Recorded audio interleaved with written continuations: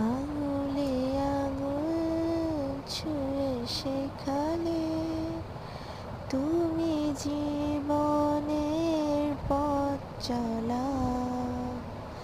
নিজে না খেয়ে তুমি খাওয়ালে, শেখালে কথা বলা। বাবা তুমি আমার যত খুশির কারণ। বলো তোমার মতো কে আছে আপন।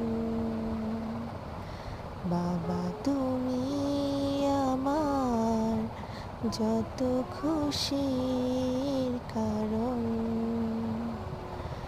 বলো তোমার মতো করবে কে শাসন।